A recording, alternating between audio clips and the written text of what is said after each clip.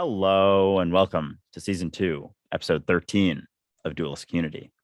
I will be the universe, as always, experiencing itself, but playing the part of Andrew today. And I will continue to be the wave expressed in a drop, calling itself rain. All of that sounds wonderful and metaphysical and mystical. And at the end of the day, because of these conversations, it's really not. It really just becomes fairly clear that what we're talking about is the whole and the part of the whole not being divided. And I really enjoy how applicable that conversation can be to everything in our lives. We were talking in the last episode about your recent experience with the Hare Krishna Society and just the fact that you were able to resonate with their message, regardless of the fact that you didn't share their beliefs, regardless of the fact that you didn't practice the same things that they practiced. And that's one of the things I genuinely love about this podcast and this conversation. I want to mention quickly to everybody who's listening that Andrew and I actually had the opportunity to appear on the Causing the Effect podcast with our old friend Scott. He was a roundtable guest a little while ago. We talked for about an hour and a half. It was very insightful, a lot of fun, totally effortless, of course. We definitely recommend that you go over and check that out whenever that you can. You'll find it on Spotify and Apple Music and whatnot. We do have a couple more announcements and we'll just work through those, but I'll pass this off to Andrew first. Yes. Yeah, absolutely. Yeah, it's very interesting how, with the Hare Krishnas especially, how it's just I didn't know anything about them, right? It's like I didn't know. I figured there was some sort of belief going on in the background there, but given the monk aspect of it and like the robes, I figured, they would certainly resonate with the recognition that I am you and you are me. So yeah, it's fun to be within it to the point that we don't.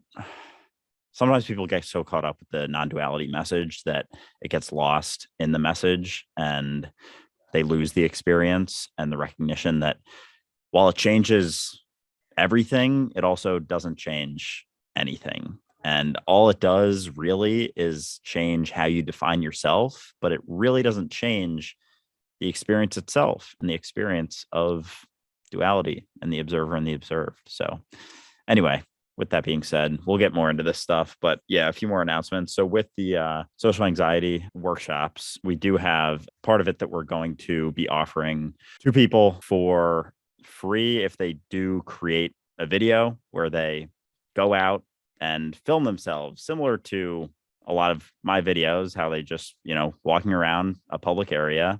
It doesn't have to be anything super extravagant.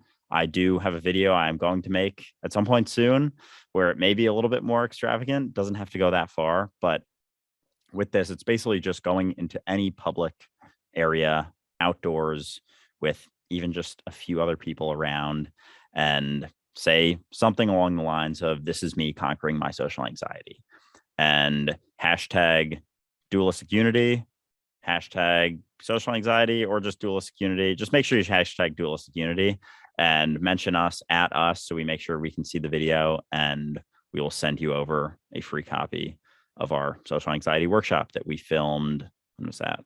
4 months ago? October, I believe. Now, for anybody who's listening to this who thinks to themselves, well, I can't do that right now. I don't feel confident enough to make that step quite yet. I encourage you to listen to the rest of this episode, because about halfway through, we're going to be giving away about 20 copies of that social anxiety workshop to the first 20 people who can go and download them. We'll give you a coupon code halfway through this conversation. So that's another option as well. We're going to try and do that a little bit more regularly, but if there are none left when you go to the store, just pop off a video saying, this is me working on my social anxiety. Doesn't matter where it is, could be in front of anybody. And we will definitely come and contact you and see what we can do to help you along with that journey. Aside from that, I want to mention very quickly, Andrew was out and about this weekend with one of our supporters and friends of the show.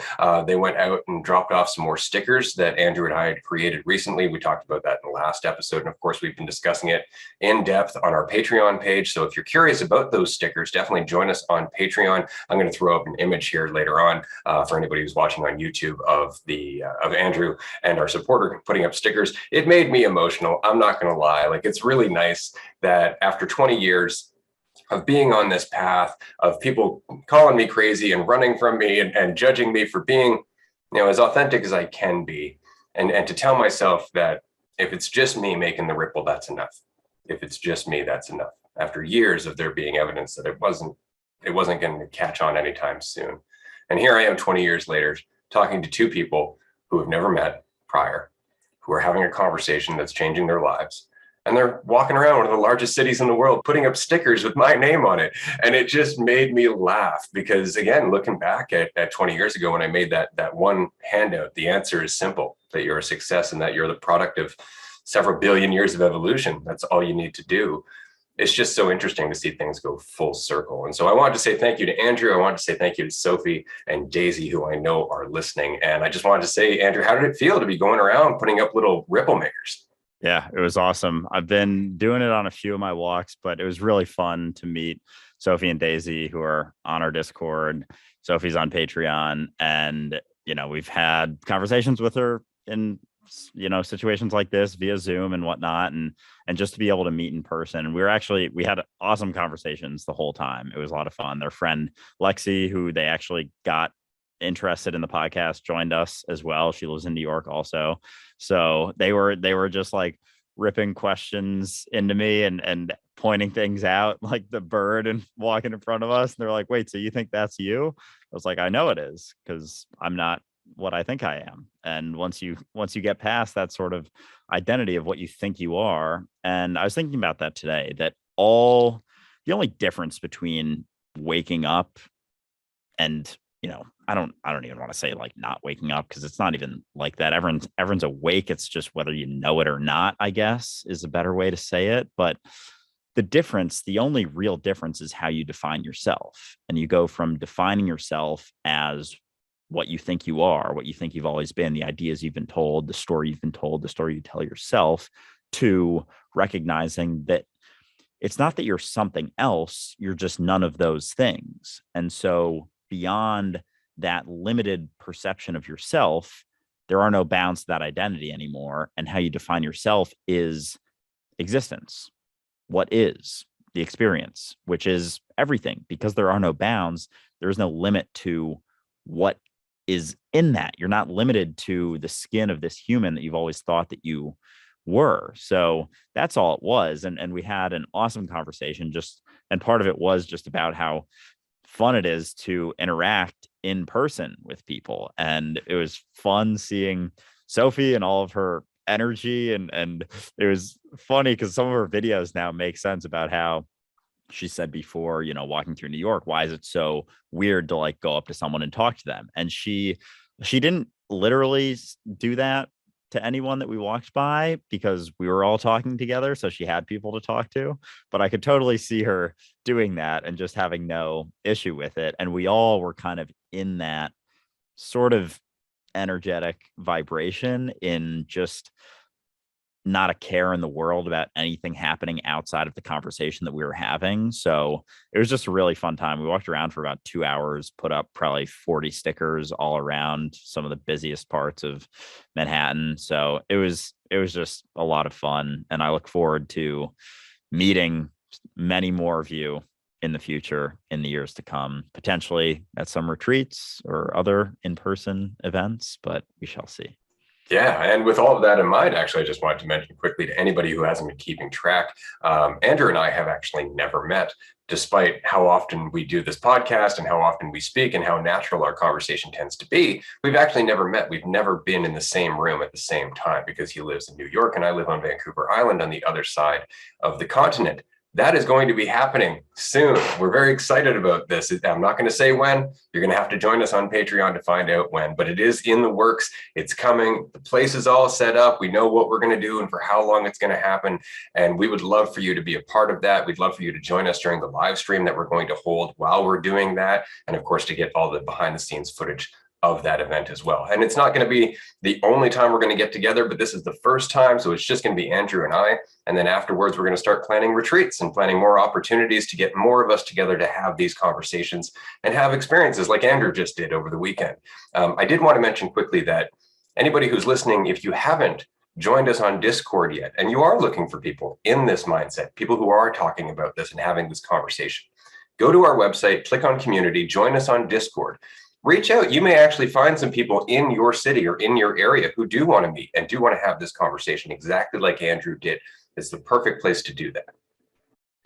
Yeah, I spent a decent amount of time today. Just it's fun because I can just read through Discord and we don't even have to like jump in very much. Like it's like a very self-sufficient community that is helping itself, myself helping myself. And it's very cool to see that. So I direct everyone who comes to me and says, I can't, there's no one I can talk to about this stuff. Like this is the only conversation I've ever seen this happening like through the Dualistic Community podcast. I'm like, go to our Discord. You'll get plenty of that conversation there. And whatever question you have, whatever thing that you're going through, someone I guarantee has gone through the same exact, if not the same exact, something so similar that it might as well be the same exact situation. And I think that's a part of our humanity that people don't recognize enough, that we are, while we seem, and many of us seem so different on the surface, like the things we go through, the things we struggle with are not very different at all. And there's so many things in my life that I thought I was the only one going through it, the only one feeling it. When I started to realize that I wasn't, all of a sudden these sorts of weights got lifted off of me. And all these people that I looked up to, I realized some of them are open about it, which is awesome and I think super important. But some people aren't super open about it. And they think that being open about that is going to make them feel, or people think less of them. And it's so far the opposite that I can't even express the degree of that. Like there's so much strength in vulnerability and authenticity and being open, because you know that there's nothing that can take away from what you are and hinder what you are and make you anything less, no matter how vulnerable and open and, authentic you get. So it's a very important aspect of our humanity. And I feel like I'm seeing it more and more. I think TikTok is doing a better job of allowing people to express that than a lot of other social media platforms. It's not as much the perfectionist, make my life look perfect mindset. It's much more like, this is my life, take it or leave it. And so it's really cool to see that. And I'm looking forward to more people just expressing that vulnerability. Absolutely. Yeah. TikTok right now, I mean, it's starting to change, but it reminds me a lot of what YouTube used to be back in 2005-ish when I had my YouTube channel.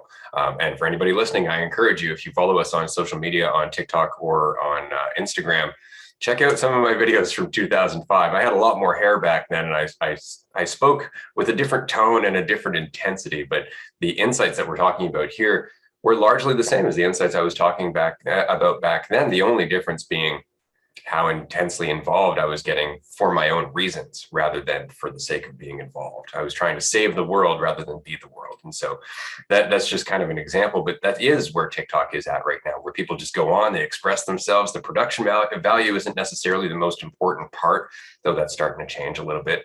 But the algorithm, I find, is working really well for drawing people together based on their interests. That's not something I find that Instagram does as well, or that YouTube does as well. I don't know why, but it just isn't. So at the moment, I would say take advantage of that on TikTok as often as you can. Just get on there and express yourself. And if you're wondering, how do I do that? That's the first thing to stop wondering. Don't worry about the how. Just do it. It could be a video of you just going on the screen and making a funny noise and then shutting it off and saying, oh, shit. And that's it. And post that. And it'll probably go viral just because that's how TikTok goes, right? And so it is interesting that we go through all of this in life. And the nice thing about TikTok and YouTube and people just expressing their journeys is that while we do notice that they're very different journeys, there are those similarities. There are those undercurrents, those insights that we all share, those hardships that we all kind of go through. And with that in mind, I wanted to bring up a conversation that was happening on Discord a little while ago. It happens quite frequently, but it's when we're going through parts of our life and we feel like we're making progress, we feel like we're changing, we're doing insightful things, we're having transformative experiences. And then all of a sudden, it's like all of that just goes away. And we have this period, sometimes months, sometimes longer, where it's like we're almost in a funk. Like we don't have the energy to go out and do things. We don't feel like we're being necessarily as insightful as we were previously. We don't feel as motivated.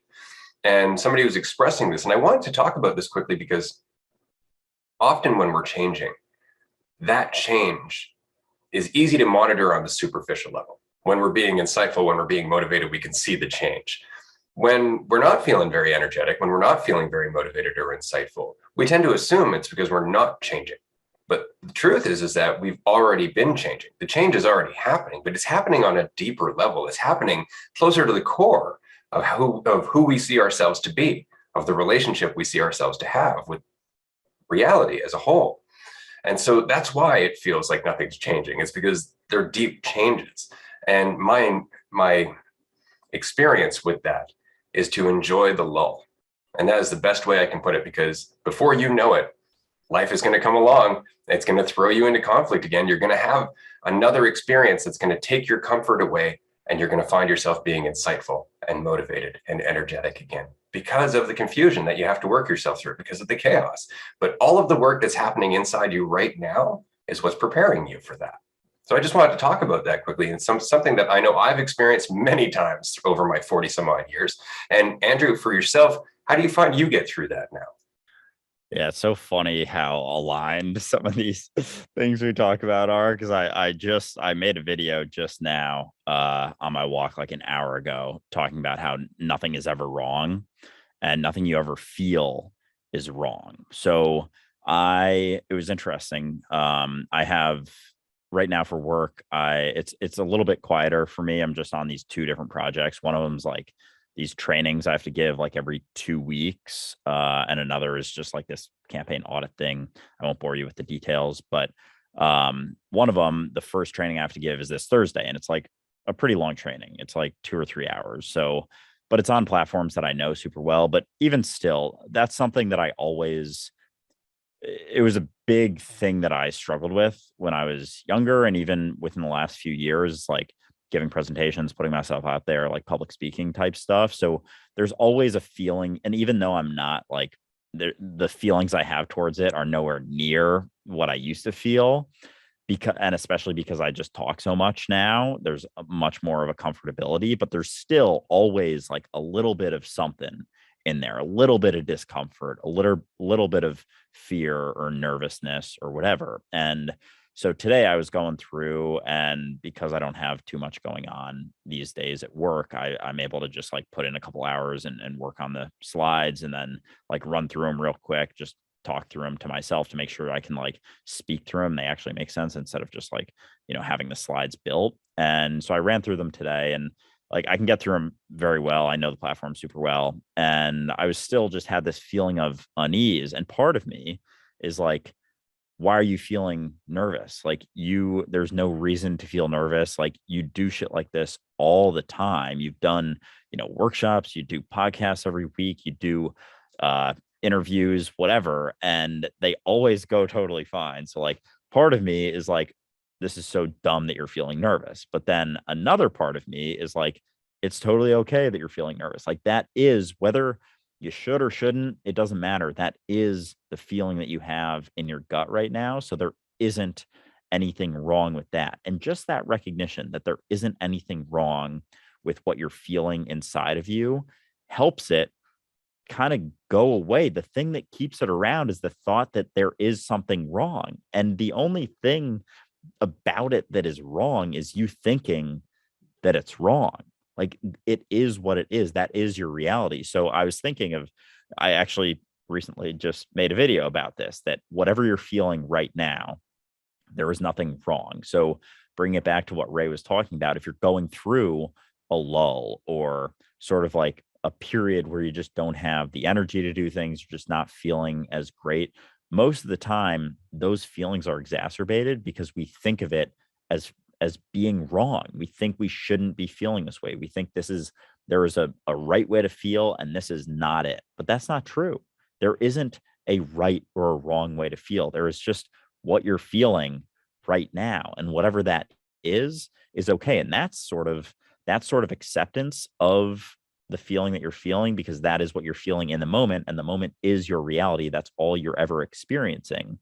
So the acceptance of that is that sort of path. It is the key to peace and feeling at peace with reality, because right now is all there ever is and all you've ever experienced. So thinking that there is something wrong with right now is thinking that there's something wrong with reality.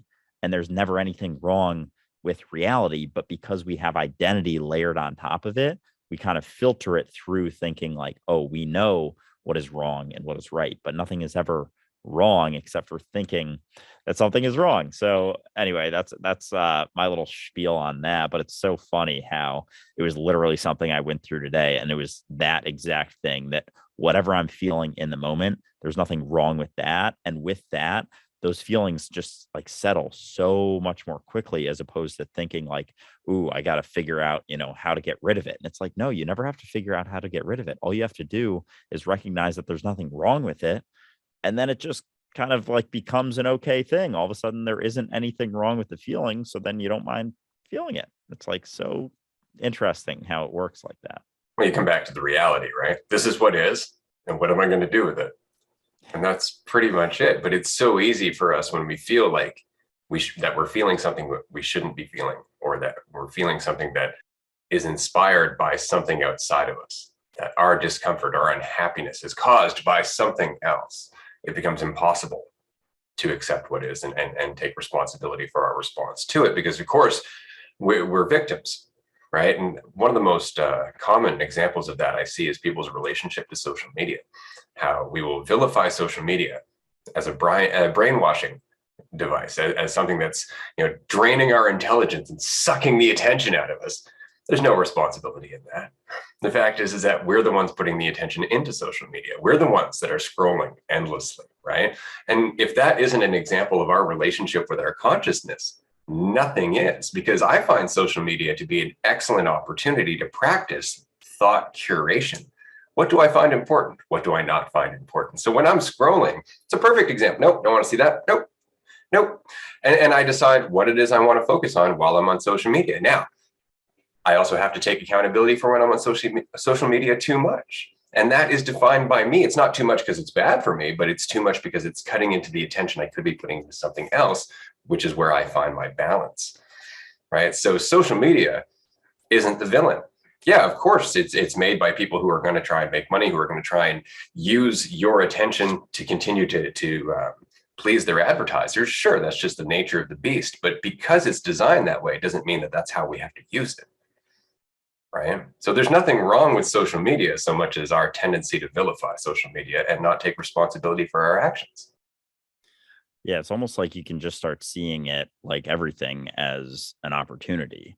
And it's just an extension of our awareness. And it's funny how everything is so like as above, so below, and everything is an opportunity to see our relationship with reality. And like Ray was just explaining, when he's on TikTok, it's like kind of like intrusive thoughts. It's the same type of thing. They're always going to be there. Your mind is a machine that's always going to be churning thoughts, just like TikTok is a machine that's always going to have a video. You're never going to like scroll to like the end of TikTok. It's like essentially infinite, just like your mind is an infinite machine of thoughts. But like you don't have to settle. Like if you settle on a video and like that locks your attention in, then that's kind of like resisting an intrusive thought in a way. Like you're giving that attention, and all of a sudden you're like, if you had just kept scrolling, you wouldn't have even noticed it, and all of a sudden there's another thought there, or like another video.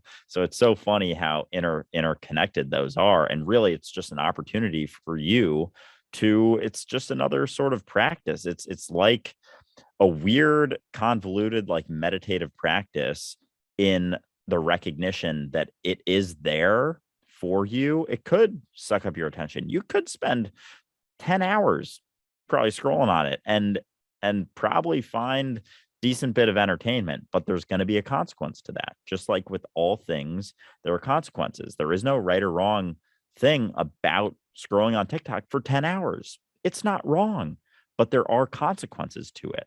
And so how you perceive that, you may label it as wrong if you want, like you're free to do that too if you want, but the truth is that it isn't wrong, but there are consequences to it. It is a neutral event that has consequences, just like all things. So being able to recognize that there is the opportunity to do that and not go on it, or, take measures like put your phone in the other room. I have to do that all the time. I put on airplane mode and like throw it in the other room because I'm like, fuck, I'm like locked in and I'm just like, nope, turn it off, just like chuck it behind me. And then it's like I'm can have the opportunity to, you know, work on whatever I want to work on. But it's interesting when we stop, yeah, because there's so little responsibility in that when we just blame everything else. And it's like it always comes back to you.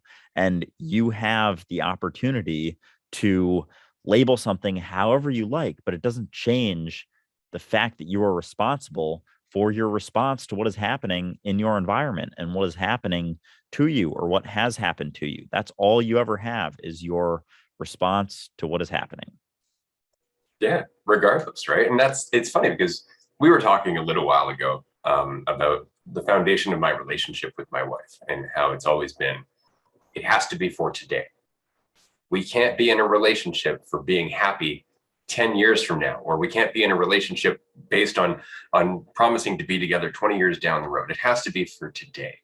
And in that mentality, every argument, every disagreement, every conflict that happens today needs to be addressed today. And in order to address it, I have to be responsible. I have to accept what is, and I have to deal with it in awareness. Because as we said, if today is not enough, it never will be. And that goes for everything. That goes for everything we experience in a day. If you think about it, your experience from the moment you wake up to the moment you go to bed is your palette of colors to learn from and express yourself in that day.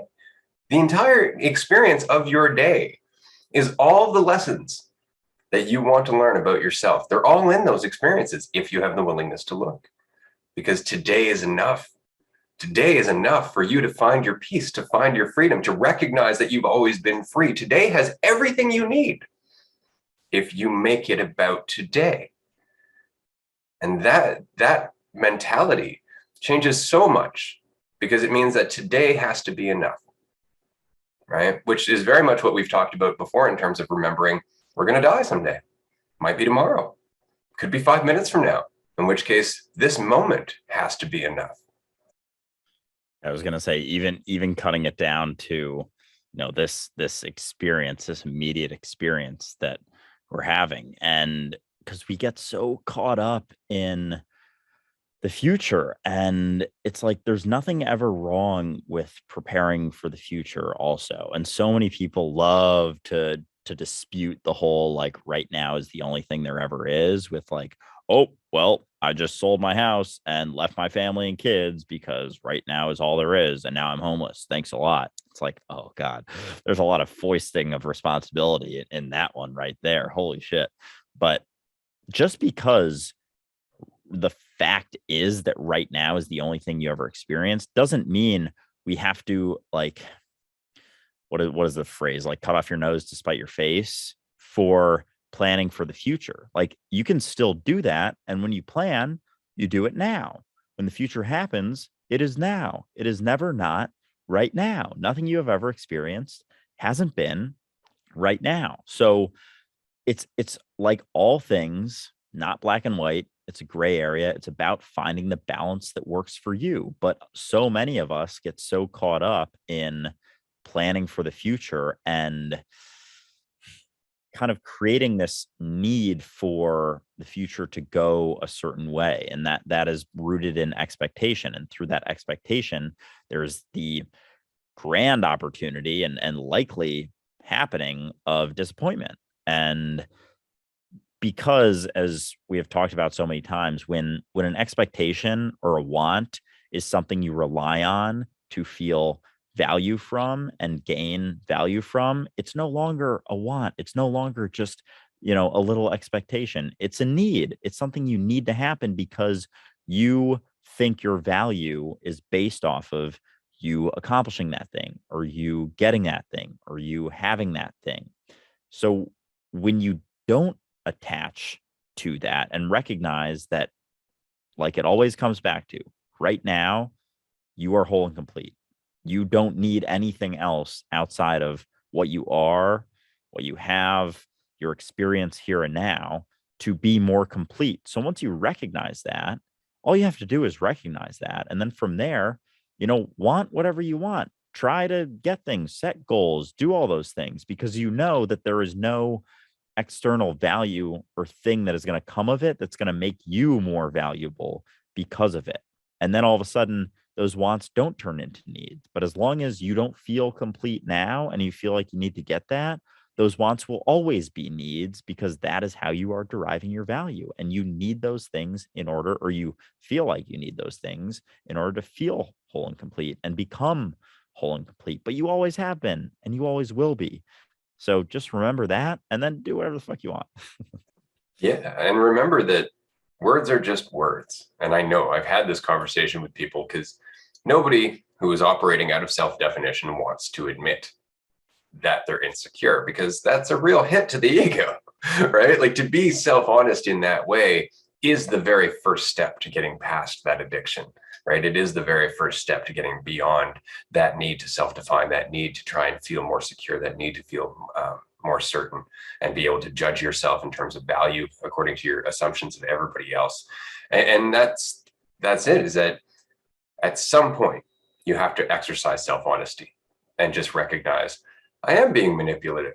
I'm being manipulative because I don't feel like I'm whole, right? I'm lying to people because I don't feel like I'm whole, right? I'm lying to myself because I don't feel like I'm whole. And to do that, you have to recognize there's nothing wrong with doing that. There's nothing wrong with the fact that that's where you are right now. You got there through a very long journey. And now that you've recognized it, it can change. That's the beautiful part about this, is that you don't have to beat yourself up for having beat yourself up until now. You've done that enough. Now you're here. You've learned everything you need to get here. And this is where you let go of that prison, because you can. You can just remember that you are not what you think you are. The more you remember you're not what you think you are, the more you start to find out what you're capable of. And that's when you start to experience freedom. That's when you start to experience empathy, and you start to recognize how many people are suffering simply because of the prison that they are continuing to create, moment to moment, thinking that it's helping them. And I just wanted to take a moment here, because we've had a lot of new people join us on the podcast recently, but because they have just recently found us and they're finding us on Apple Music or on Spotify or on Google Podcasts, they're coming in at our most recent episodes, which is great. I'm glad that they're here. But if you are finding any of the content that we are talking about, or any of the conversation that we're having a bit on the deep end, or you'd like more of a scaffolding, a structure underneath this that it's built upon, I highly recommend going back to season 1. Season 1 of this podcast, from the first episode onward, built the underlying structure for the concepts that we continue to talk about in this season and the seasons going forward. So I just wanted to mention that quickly, because I've had quite a few messages from new followers and new audience members recently, just asking questions that we very much covered in the first 3 episodes of season 1. So if you're curious about God and existence and our role within all of that, that's definitely where I recommend you going. Yeah, it's funny. I actually re-listened to season 1, episode 1 today, because I realized we don't have timestamps for like the first, I don't know, 5 or 6. So I was like, all right, because everyone starts on episode 1, I'm definitely going to get them in for episode 1. So I got those. I still have to add them, but I got those in. I might just repost it on my Instagram and just say like, hey, if you haven't checked this out, like, start here. Because yeah, it's so funny how many things that I have been able to articulately explain or express more clearly now that I couldn't even understand back in September. And at the same time, there were some things where I was like, oh wow, I was kind of clear on that part. And so that was kind of interesting too. But one thing that I feel like it's just an iconic dualistic unity moment when I ask, like, well, how can we be the same thing if, I wave my hand right now and you didn't wave my hand? And your response immediately is, well, oddly enough, I just did. And I still, even after you said that, I was like, what the fuck is this dude talking? I still didn't get it. And it's because I was still defining us as what I thought you were. I was still defining you as Ray, and I was still defining me, even though I would say like the awareness of Andrew, it's still like this egotistical separate thing that is aware of only Andrew. And it's through the recognition that you are not what you think you are. And it comes back to how you define yourself is how you see everything else. And that, as I mentioned earlier in the episode, that's like the main differentiator in it, is just how you define yourself. How do you define yourself? Do you define yourself based on your accomplishments, your past, the thoughts that you think you are, what people tell you that you are, your name, your bodily organs and whatnot? Or do you recognize that you are none of those things, that you are this deeper awareness of everything with no label and identity and anything that has always been? Because it starts with that. And I think that is the first recognition. And once you can recognize that you are nothing that you think you are, you can kind of get to a point that you recognize that, oh, if I'm nothing that I think I am, no one else is anything that I think they are. And then what's left is just right now, the awareness, the experience that we're having here and now. And that experience is the same across the entire universe, across all of existence. I am experiencing the same moment across everything right now. It's the same moment happening across the entire universe, all the other universes, all of existence right now. And that is the connection across everything. And it's the same moment across everything. And I think there's just so many things that dilute that understanding, be it time or identity or the perception of space, there being separation in space, and so many things that we just sort of like don't really question. We just take it for face value and think, oh, that's the way it is. That's how things are. Everyone else is defining themselves. Everyone else is building their sandcastle. So I guess I'm going to define myself based on my sandcastle as well. And that references into one of my more recent TikTok videos. If you haven't seen that, just an analogy about how identity is like a sandcastle and everyone's building their sandcastle and comparing their sandcastle. And the recognition is just that you don't have to build a fucking sandcastle. You can just go play at the beach. You don't have to keep defending your sandcastle. You can just leave it be and let people do whatever the fuck they want with it. And go have a great day in the sun on the beach. But yeah, so it was cool listening back to that episode today. Yeah, it's surreal, right? Like it was September of last year. So it's been like 8 months, 7 months, something like that. And it's just so funny because, again, time, which doesn't mean anything and is largely influenced by our capacity to be in the moment. It seems like it's been a decade since I met you, man. Like there's been so much change that's happened in between. But it's interesting because what you were just saying about how everything that is experiencing is always experiencing now. Now, the entire universe right now is one experience in different variations, which I always find really interesting. Like when we look at the typical diagram of like the evolution of a human being, for example. So we see, the molecular, and then moves up to like fish, and then moves up to walking fish, and then moves up to like mammals and so on and so forth. And you see that whole progression, right? Well, what's interesting is we look at that and we go, that being to that being, to that being, to that being. But what you're seeing is actually the spectrum of awareness from one experience to the other, all of which are happening now. Right? All of those experiences are happening now within awareness. All of those beings are awareness now, but with a slightly different relationship between the observer and the observed, right? In terms of cellular, it's a very basic relationship. In terms of mammalian, it's a very different relationship where you start getting families and groups and stuff like that. But there are realities where we are only aware of ourselves in terms of a feeling that we're disconnected, right? And I guess you could look at the existence of a fetus. If you want an example of that, right? It's not like it has eyeballs or anything. It just feels reality. It's just aware of itself and a division, right? And then you have much more complex perceptions of separation where we have fur and eyeballs, or we use language or writing or any of these things, which are even farther extracts from that, right? So it's just so interesting because regardless of the experience between the observer and the observed, it's always the same awareness of ourself that's experiencing it. And it's only ever now, ever. It's only ever now. It doesn't matter when you're experiencing it. And so we have this tendency of separating things into different species, different parts, different times, different places, because it makes it easier for us to do, right? Otherwise, it'd be very difficult for us to go, well, I think the other part of me is over that way. It's like, which way?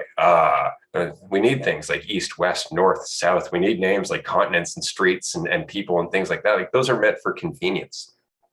And then we tend to disregard the convenience factor and we go, no, the label is the thing. And that's where we get all confused. I mean, that's why children don't sit under trees marveling at them for very long, because very quickly we teach them that's a tree and it looks like this. Let me draw you a very simple, version of a tree. That's a tree, right? And so we don't question it anymore. But if you ever sit under a tree for a very long period of time and stop assuming that you know what the tree is, what it's doing, or its role within reality, there's so much to learn from that tree. Yeah, it really is crazy how we just put things like everything into a box and just package it up and clean our hands, and we're like, all right, I know what that is. I can move on, and I can move on to this next thing and this next thing and next thing and next thing. And before we know it, we've done all these things, been so focused on the future and the next step, and we've missed our entire life. And someone asked me, I did a Q&A on Instagram this weekend, and someone asked me about manifesting. And so I went on a little spiel about manifesting. And the last thing I said about it was that you can't want and fully experience the here and now simultaneously. And our life is only ever happening here and now. And yet so many of us get so caught up in wanting. And we think of it sometimes, a lot of people think like, oh, well, I only want once in a while. And it's like, if you actually were aware of how often you are wanting something that isn't what you are experiencing right now, you would recognize that that is probably the vast majority of many people's existence. And wants come in different forms. It could be wanting a physical object, could be wanting a relationship, could be wanting love, could be wanting, more confidence, or it could just be wanting to not be experiencing what you have in front of you, which is, I guess, kind of the same thing, just depends on your perspective of it. But we really spend so much of our time wanting something that we're not experiencing right now. And if you spend your entire life, whether it's, manifesting or wanting, which is essentially the same thing, you'll miss your whole life. And yes, you're there for it, while you're wanting, you're present in the wanting, but like cerebrally, mentally, you're not really there. There is a different type of feeling when you are caught up in wanting and desiring something that isn't what you are experiencing. So once you recognize that that is it, like every single moment here and now is it, like that is experience. There is no heaven to long for at the end of the road. There is no thing that you will manifest, the perfect thing you'll manifest in order to become perfectly whole and complete. It all comes back to your experience now. And that is all any guru or spiritual teacher was ever recognized, was just that right now is it. It's all there is. It's all you are. You are all as the present, and but it's not something our ego or mind can really grasp onto, because it's not something that can be solved for. Like it's always looking for solutions for problems. So it always needs a problem to solve. And that's why we're always thinking of things as problems and thinking things are wrong, because there needs to be something that can be solved, because something must be wrong. And so it almost looks for things that are wrong. And there's an initial discomfort in a way when we recognize that nothing is wrong. And there's like a resistance to that recognition, almost as free as it is, because it's not freeing for our ego. It's that's what, not, kills the ego, but just allows us to recognize that it's not what we are, because that is how it gets its fuel, is from, thinking about the past and the future. It can't really exist in the moment, because that is just something that can be experienced. So there is no thought in that. But it's just fascinating how many of us, and myself included, I get caught up in it, just like live our lives for the next thing, getting the next thing that we want, getting the next desire. And once we achieve it, it's like, okay, makes us feel good for a little bit, but now what? I just got to start wanting something else. And we can never truly achieve it. That's the thing. Like You can chase desire your entire existence. You can chase desire for people's approval, and that will eventually turn into a desire for money and a desire for control, and that will turn into a desire to live in certain places. And eventually what you'll end up with a desire for is to meet God, or you'll end up with a desire to achieve enlightenment or any of that. And it's always just ongoing, except that the carrot gets bigger and shinier as we go. And it's because our existence is based on the illusionary split between the observer and the observed, right? Our experience is based on us not being what we observe. And because of that experience, we always lack. We're always incomplete because we are split between the observer and the observed. And so even identifying as a human being will not get rid of that lack, because we're human in the world, right? And because of that, we're still separate, right? There are still fears. There are still things that we have to run from. Whereas as you let go of your idea of yourself, as you let go of even human, biological, any of it, they're all ideas, they're all concepts, they're all labels. What you start to recognize is that you are reality itself. Your reality. It's not that you're in reality. You are reality. What you are experiencing within yourself and the environment that you are perceiving to be around you is all within your experience. It's all happening in your awareness, because your awareness is reality. So identifying immediately causes lack. Whereas when you just surrender to what you are, you're whole, like you've always been. You were always whole. It was just the commitment to the idea of yourself that reinforced that feeling of lack. And it's such a catch-22, because you're like, oh, well, how am I doing that? I just did it again. Because you can't analyze yourself into freedom. You have to surrender. You have to let go. Yeah. Oh man. There's just so much freedom in that recognition. And something I've been thinking about more, or at least today and yesterday a little bit, was that I I think we talked about it in episode one. So maybe it was today as I was listening to it, was the idea that there's no way for me to prove that this isn't my dream. And it essentially is. And there isn't any difference between this being my dream and this not being my dream. And there's no way to prove otherwise. So it's almost like it's like one of those things that some people will be like, oh, well, then it's not worth, contemplating. But it's like, I mean, it might be for a little bit at least, to recognize that this is all you and there is no separation, because that recognition that it's all you and the recognition that there is no separation are the same recognition, essentially, right? If it's all you, then you're all of it, and there is no separation. Or if everyone else is the same awareness that you are, then you as the awareness are everyone. And it's like, no matter how you want to spin it, it's all the same recognition that there is no separation. But it's so it's just so fucking nuts that there is no way to prove this isn't my dream. And we just write that off so quickly, and we write off dreams so quickly. And who's to even say that my dreams aren't the reality and this is the dream, or vice versa, or they're just all reality?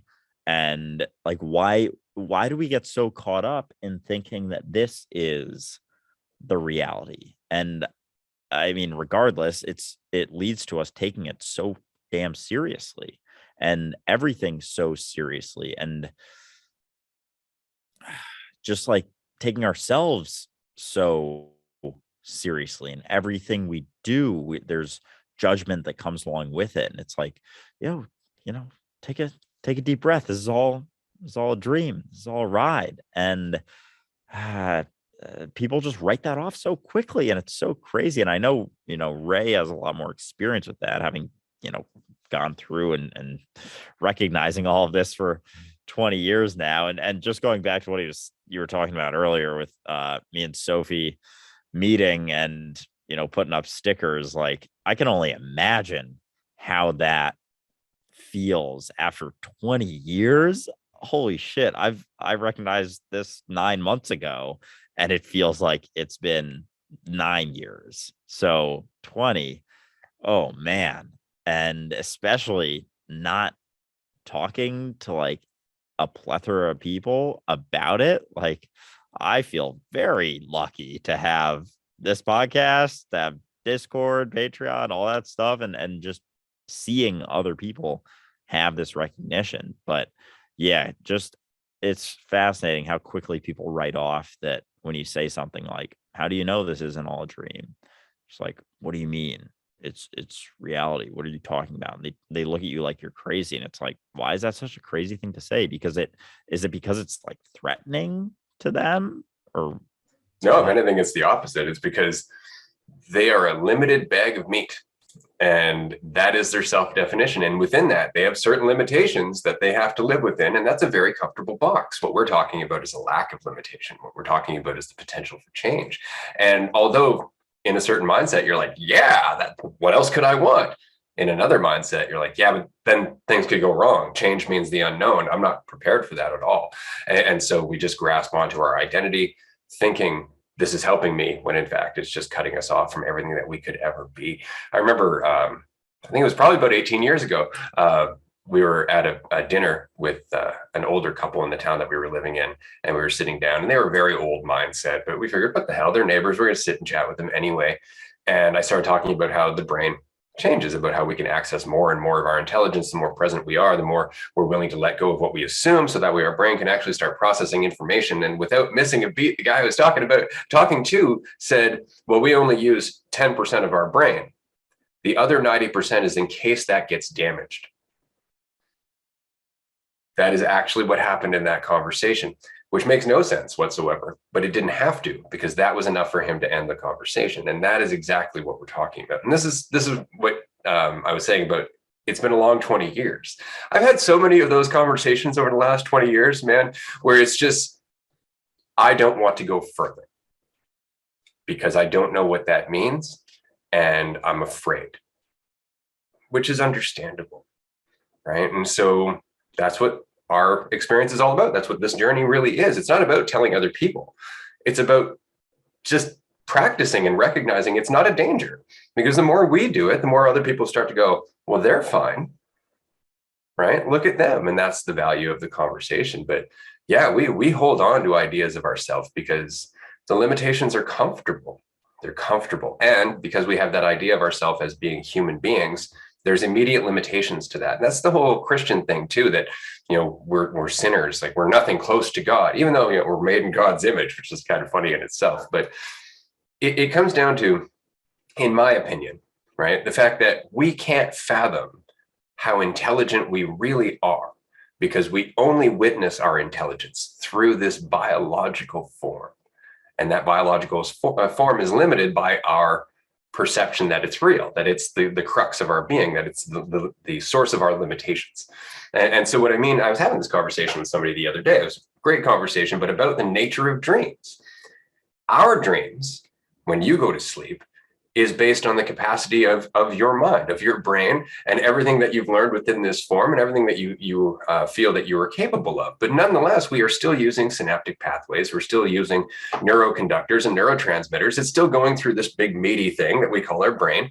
And so because of that, it's limited. Just like an electrical signal is limited according to the cord that it goes through, whether it's a coaxial or a fiber optic, for example. Fiber optic's much faster than a coaxial cable, right? So if you look at our brain as coaxial cable, that's what we look at when we look in terms of the quality or the reality of a dream. We go, well, look, that's not very reality. That's not very real. Like, it's all spotty. It's not consistent. There's no time in a dream. I don't know who I am, so on and so forth. It's like, right, because the signal is so slow, because the processing speed is so slow. But if you were to look at the universe, and the fact that the universe is constantly sending information back and forth in terms of radio waves, electrical signals, electromagnetism, gravity, light, sound, all of these things are forms of information. We don't think of them that way, of course, because we think of things in terms of information has to be language. Information has to be something we understand with our conceptual mind. But It's all information. When the sun hits you, you process information while that sun is hitting you and you're having that experience. And so the universe itself is a brain without our biological limitations. It's a brain so fast and so capable of processing information faster than anything we could possibly express with our technology, that the dream of that mind is consistent in terms of time and reality and characters, far more than our biological dreams, because they're limited according to our perception of our own experience, of our capabilities, which is oddly enough something I've experienced in my own life. The less I hold on to the idea that my brain is the cause of my dreams, the more lucid and consistent my dreams tend to become, which is an interesting experience. Wow. Yeah. Oh man. Wait, so you said you since because I dream a lot more now. I still haven't lucid dreamt, but you said it was letting go of you thinking that your brain was responsible for your dream. So is it because there aren't the bounds to you being what you think you are? There is more opportunity for that. Absolutely. Yeah. For sure. Yeah. And it's changed the nature of the dream as well. I don't just dream about being human anymore. That is definitely something that has changed. Yeah. I'm curious. It'll be interesting because I very much throughout my experience, like, forget that I am Andrew a lot of times and forget that that's what all people see when they see me. And I see myself like when I was walking around with Sophie and Daisy and Lexi, they kept pointing out things. They're like, wait, so you think that's you? And it's like, well, it is. Yeah. It's aware of existence here and now, just like me. And that's all I am. So without, what I think I am, that's all that's left. And so it's just it's like so clear that I can't unsee that. It's like I still do get caught up in thinking that I am Andrew and worrying about stuff and whatever, blah, blah, blah. But the moments of clarity are becoming far more frequent. And in those, it's just so obvious. It's like because I don't define myself in the way that I always have, but based on what I think I am, it's like there are no bounds to what I am anymore. And then if you ask, is that you? It's like, yeah, obviously. What do you mean? What's telling you that it isn't you? It's like, well, what you think that you are, how you define yourself. But we've gotten so, I feel like with our experience too, we've gotten so concrete in our belief about the way that our experience is, even though it's such a limited perception based on our human biology, like our ability to see light and hear certain sounds. Like there's so much stuff we can't hear, so many different light frequencies we can't see. And yet we settle on, oh, this very, very tiny little specific a way that we can perceive the world is how the world is. And it's like, well, if we can only perceive a tiny little bit, why do you think that it is the way it is? And defining yourself the way you think you are is sort of goes along the same way. And that's why it's fascinating. The more I, learn about who Jesus or Yeshua actually was, the more, his miracles make a lot more sense. If he was actually able to see himself and really, really like absolutely let go of everything that he thought he was and see himself as everything in everything, like everything, then a lot of that stuff makes sense. The things that he could do, seeing himself as that, because, whether it's turning water into wine, it's like if everything is based on our perception of the way that we think things are, if you can see yourself as everyone that you are with, in your immediate environment, especially, and you can allow everyone to perceive things differently, then who's to say that that stuff, the water or the wine that is also you, can't change? And it's like that seems like just another level to that. Like, what do you, I don't know, with that story of Jesus, what do you think got him to those understandings? Because I know there's so much of his life that we don't have. There's no history of it. So I think psychedelics probably played some role in some of his understandings of, seeing God and whatnot, but just like letting go of what he thought he was, because everyone has just like the classic, story of the beginnings of Christianity kind of burned into their brain, anyone who grew up Catholic or Christian. But it's like there's so much more to that isn't just the classic, Christmas story or Easter story or whatever. So I'm curious, like, what do you think allowed him? Because so many people get to it through, suffering or just going through difficult times. It seemed like he, was big on relinquishing his beliefs as growing up Jewish, things like that. Do you think the religious aspect of Judaism played a role in that, or do you think it was other stuff? I think that that's what motivated him to leave, right? Because there was 18 years in the Bible where Jesus just wasn't. He just wasn't there. And there's a fairly common theory that he went traveling up through Iran or Persia and whatnot, and into India towards Asia, in which case all of the cultural practices throughout all of that involved some kind of hallucinogen or drug or hashish or something like that. So I mean, to discount that is silly at the end of the day. We might as well just admit he probably tripped out, because that was just common for that part of the world at that period of time, which makes sense. But how did he get there? I would say it was the work. I'd say that it was just, again, just getting out of the way more and more and more and more. And when you look at the things he was saying, when you look at how he was saying them, you start to realize what he was trying to do was identify as the whole, right? Which is super cool on the one hand, but on the other hand, you're like, yeah, I can see why that got misinterpreted for sure, right? It's like, I am the way, the truth, and the life. He's the Son of God. It's like, that's not what I said. Right? Like, what I'm saying is that, I am the basis of my reality. Without me, there's nothing here. And everybody just took that and ran with it. He thinks he's better than us, and so on and so forth. But it was the work.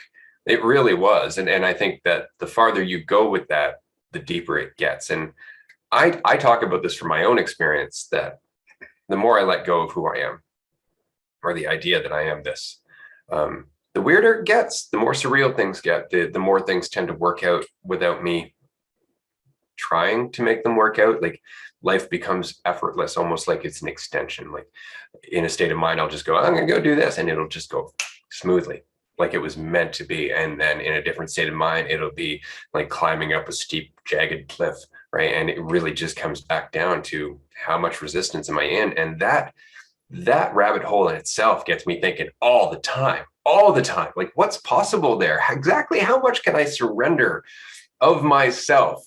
And what is the limitation on that? Is there a limitation on that? Exactly how far does this journey go? Is this the journey of an awareness that can rediscover its own divinity? And what the hell does that mean? So there's so much to wonder about. I wanted to mention something quickly in regards to lucid dreaming, because a lot of what we experience when we're dreaming comes from how we went to sleep. So when you go to sleep at night, are you going to sleep? Or are you leaving Andrew behind and going somewhere else? Because your perception of that experience changes everything. See, when I go to sleep, I'm leaving the experience of Ray behind. That's what's in my head when I go to sleep. Well, it's been fun being Ray. I'll be back soon. And that changes the dream. So I encourage you to try that.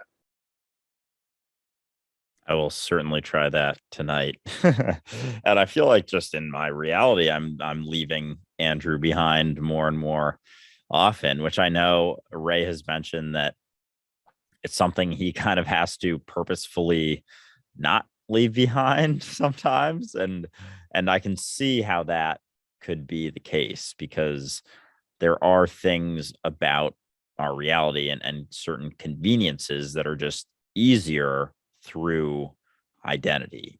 But it's just the belief that that's what we are is what gets everyone tripped up, and the certainty that it is what you are. But I think very few people get to the point that they have to remember that that's what they are, because it's such a concrete belief in our society that we are what we think we are. But yeah, that makes sense then with lucid dreaming of instead of going to sleep, just leaving Andrew behind. So do you start now I'm super curious about lucid dreaming because I think it sounds fucking awesome and I want to do it at some point. But um do you just start, because sometimes I'll catch myself just utilizing my imagination, and because I don't see my mind as this, awful thing anymore, like I used to, this thing that caused me all of this suffering through fear and worry, and was the root of my suffering,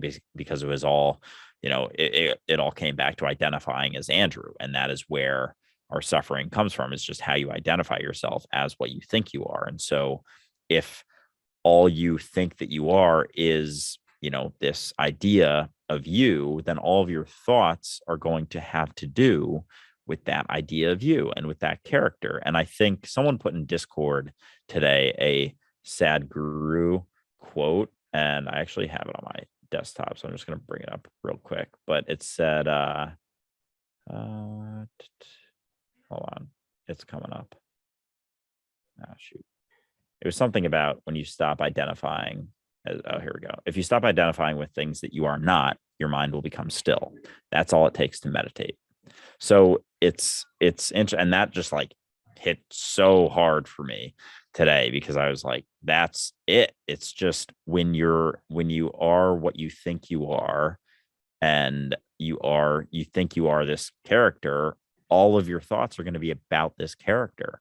And all it ever is recognizing that that's not what you are. So when I'm going to sleep anyway, going back to that, and I start just utilizing my imagination, because I see it more so as a tool and a way for me to just do whatever I want through that. And it's becoming more and more real, like getting closer and closer to as real as my experience that I have in, that I'm having right now, or any other time of my day when I'm awake, or Andrew's awake, or however you want to say that. But it's it's something that I guess through imagination, the character of Andrew doesn't really come along with it, but I guess it kind of does. Like I still perceive myself to be Andrew going through all of these things, but it's definitely less so. But I think if I maybe I'll start leaving that character behind and just seeing myself as an awareness of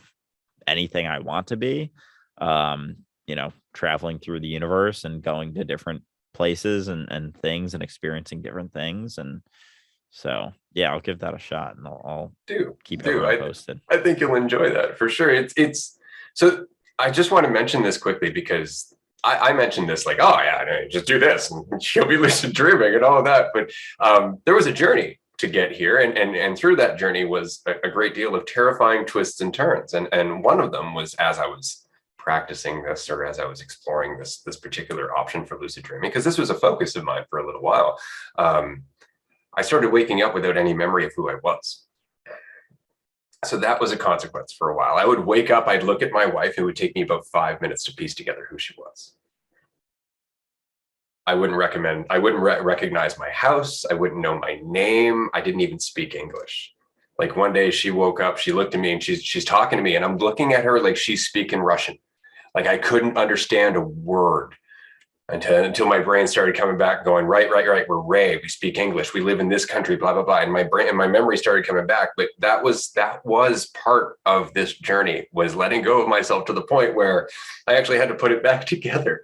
And that was a little bit terrifying for a while, until I started recognizing there's no danger. Like just slow down, take a moment, breathe. Right. Okay. And then the memory starts coming back. It's the panic that holds it off. Like that's an important thing to remember. Don't panic. You'll be back in your head in a second. You'll be fine.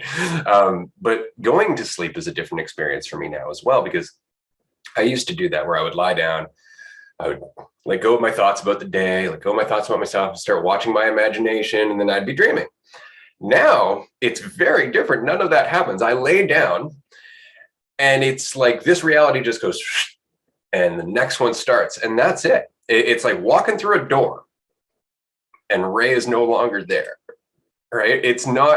I'm not trying to get to sleep anymore. It's more like I'm falling backwards into another reality. And before I know it, It's just fully in front of me. I'm not trying to form an image. I'm not doing any of that. It's just happening. It's right there. And I know it's happening because I'm immediately not thinking about Ray anymore. Ray's entire reality is gone. I'm fully immersed in the experience that I'm having. Wow. Wow. That's so nutty. The part about how you'd have to piece your life back together. But honestly, I get that. Like I could see that happening. And it's interesting. Like as you were saying that, I kind of imagined for a second just my day-to-day life and almost forgetting that it's I guess to a it's a much deeper degree of just forgetting that, when I walk around, all that anyone sees is Andrew and the character that they think that I am, because I don't necessarily see myself as that as much. But it's like so far that it's like you've convinced your brain that that's not what you are. And it's like fully with you. It's like, that's not what we are. All right. Yeah. Like all of these things about what you think you are no longer the case. And yeah, so there's like, it's crazy because part of me feels like there is such an extreme amount of freedom in that, but it's also terrifying at the same time because you have to sort of, I guess, from anyone else's perspective that, isn't having this conversation or hasn't heard, all of our podcast episodes, they'd be like, how the fuck is that not terrifying? Waking up and not knowing who your wife is, how to speak English, where you live, where you are. Like, it's always interesting when you sleep in a place that you aren't always, like you're sleeping over at a friend's house or something, and you wake up and it takes you like, maybe 10 seconds to be like, where the hell am I? This is not familiar. So it's like that, but to a whole nother degree, because you are waking up in the place you always wake up, but not really, because you aren't Ray is the thing. And awareness knows that, but we get confused. So it's like, it's almost interesting that we don't always wake up in that way. And we always wake up knowing exactly who we are, because it's such a concrete belief that that's how we pretty much all wake up. But it's almost interesting that more of us don't wake up in that way. But I guess that's just proof of the strength of the illusion that we are experiencing. Practice, right? Every day we wake up and remind ourselves who we are. Every day we wake up and remind ourselves what we did yesterday and what we're going to do for the rest of the day, right? And so there's that continuing narration, that continuing timeline. So yeah, it's an interesting experience. I wanted to mention quickly, because I did say I'd do this at the beginning of the episode about halfway through, and we're already over the halfway point. Anybody who would like to get a free copy of our social anxiety workshop, go to dualisticunity.com, go into the store, click social anxiety workshop. I think it's social anxiety and worry workshop. You can get that for free with the coupon code It's Time. That's all you need to do. Just type in the coupon code It's Time, and you will get that for absolutely nothing. You can download it through the dashboard on the website. You can access it whenever you want. And I really hope that you enjoy that social anxiety workshop, because it was one of our first and probably one of our best conversations for dealing with judgment and what other people might think of you, and just getting through the day and building motivation. So I can't recommend that enough. Back to the dream. I just wanted to mention quickly that it takes practice, because you are switching narratives. Like you're going from one dimension to another. There's no better way to really describe that. And so I remember I was in a dream that was so very real. I was in there for decades. Like I lived an entire lifetime. I got married, I had kids, I lived in this place. It was this whole thing. And then I woke up. I woke up next to this woman, and I felt incredibly guilty. I was like, who am I with? And it was my wife. So I just want to say, again, don't panic. Give it a minute. It'll come back to you. That is gnarly. Holy shit. Oh, man. Yeah. And it just goes back to like how we just assume that this reality is reality. Like we think of reality as just, this one thing that we're all experiencing because we've all settled on the assumption that this is it. And this is the extent of our experience. And I am what I think I am. And there's just so many things we settle on that aren't, that we just stop questioning because it gets uncomfortable. And to let go of the thing that we think we are, as much suffering as it gives us a sense of certainty and a sense of control. But beyond that, there is just raw freedom that is so different than what we're used to. It's almost like, sometimes I'm hesitant to be like, oh yeah, you definitely want this, because it's so different that it can be jarring sometimes. So like, I don't even know. It's like, it's something that I don't necessarily go out and recommend. I'm not like a Jehovah's Witness knocking on people's doors being like, you're not what you think you are. And there's a lot of freedom in that, because who knows what's going to happen if they do start recognizing that. And so there's a lot of freedom too in just the recognition that, like we were talking about in the last episode, you don't have to convince anyone of this. You can just embody it. Just be the embodiment of freedom. And people will naturally start asking questions. They'll be like, how do you feel this free all the time? Like, you don't worry about stuff. You're not that afraid of death. You're not scared of or concerned about how people judge you. You're not worried about what they think of you. And it's all these things. You don't have to go around convincing. You can just be it. And they'll start asking questions. They'll start getting curious inevitably. And when they do, always happy to have conversations. I love having conversations about this stuff. But I found, early on, I was a little bit more pushy, especially when it came to belief. And now it's like, if you want to cling to that, feel a false sense of certainty, I know there's going to be consequences that you experience all the time. But if you ever want to figure out another way to exist beyond belief, beyond the limitations of belief and identity, we'll be here. Yeah, absolutely. And here's the thing, though, that idea changes as this continues to grow. Right? One thing I enjoy about the Gospel of Thomas is that it gives you a very different perspective of Yeshua, or Jesus, in that he says straight up, I come with the sword. I'm not here to make peace. I'm here to divide homes. I'm here to divide, brother against brother, father against son, right? 3 against 2 in a household. And he's talking about that because this relationship, or this relationship with reality, this clarity, or this conversation, it is jarring. And while it's just you and I and our audience of a couple of thousand people listening to this conversation right now, that conversation is growing.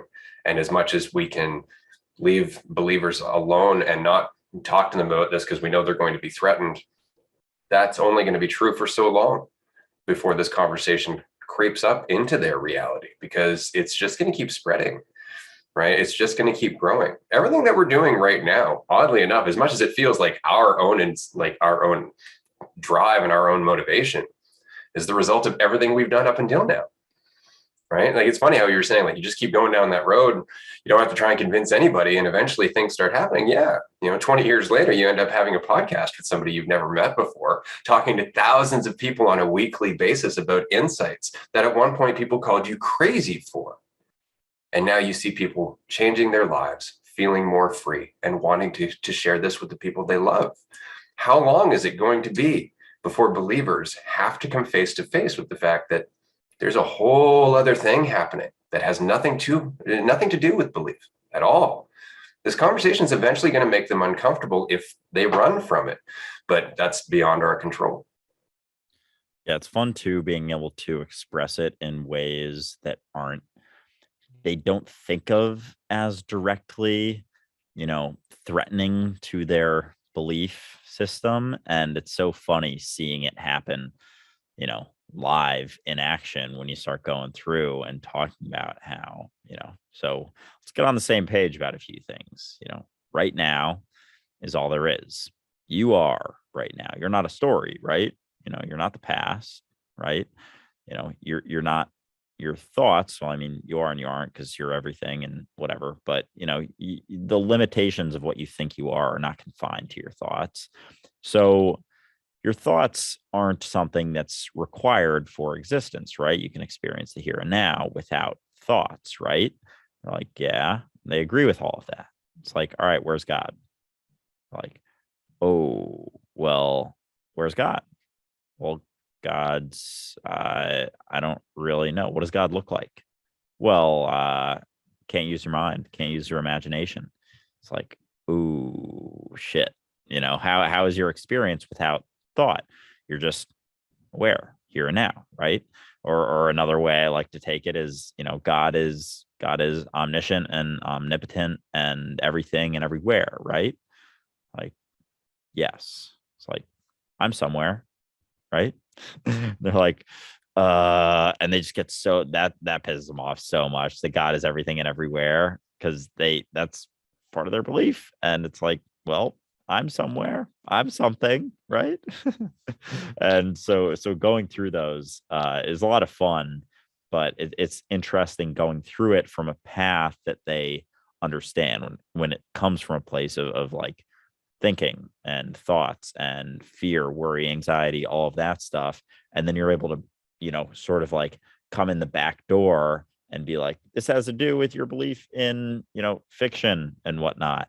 And then they're able to see the consequences in their beliefs in fiction and how it actually does have overlap with their dealings with anxiety and fear and worry and things like that. So it's I don't know. I just really enjoy having the conversation. So I love just poking that around, and it's just fun to see people, like, for example, I was on a podcast about a month ago or so, and it just came out last week. It was with Sean T. He's like a fitness personality who has a pretty big following. His podcast has a pretty big following too. And the podcast, it's about, I don't know, 40-45 minutes. It's his podcast is called Trust and Believe, for those listening, if you want to check it out. And I talk about, a bunch of different things about how I'm not what I think I am, uh, identity, about mushrooms, things like that. And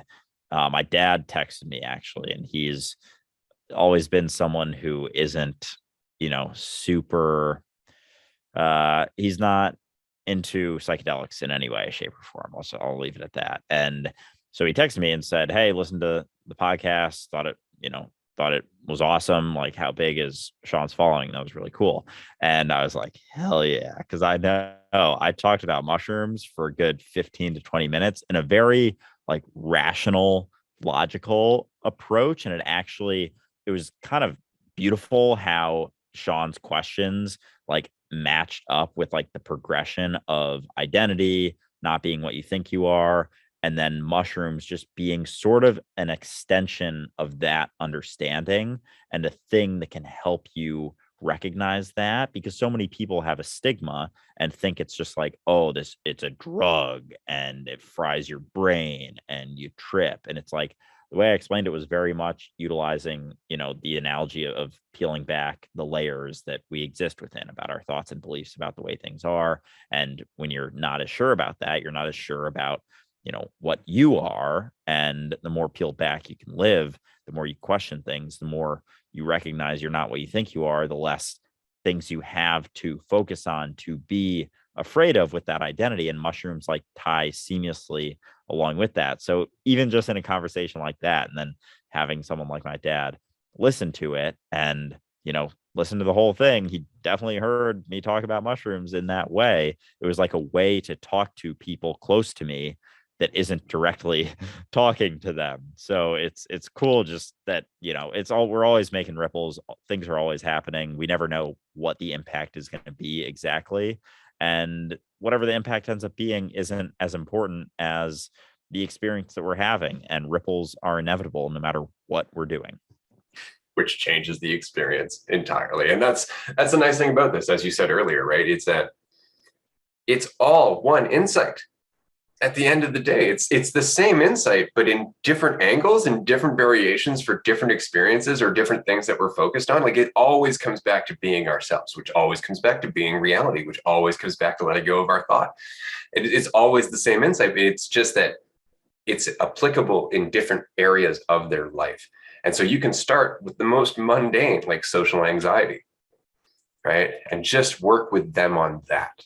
And eventually they'll have the insight that, oh, what I think is actually causing conflict. Oh, what I'm holding on to in my belief is actually limiting my abilities. And they'll start to pick it apart themselves, right? But we're talking about the value in uncertainty or in faith, however you'd like to put it, because it's the same thing, right?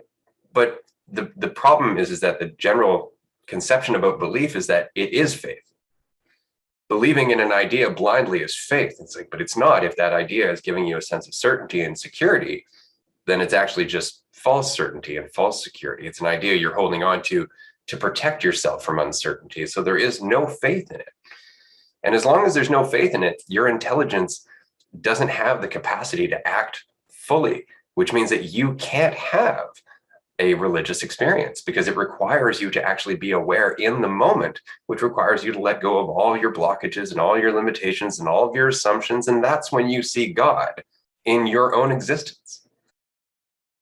Yeah, it's like that's all it ever is. And that's kind of how I've always described mushrooms to be, is just going beyond your individual perception and judgments of the world. And it just makes it easier to relax into that and beyond all of those things. And why people feel such an appreciation for existence is because it isn't veiled by the way that you think things are. Things just are.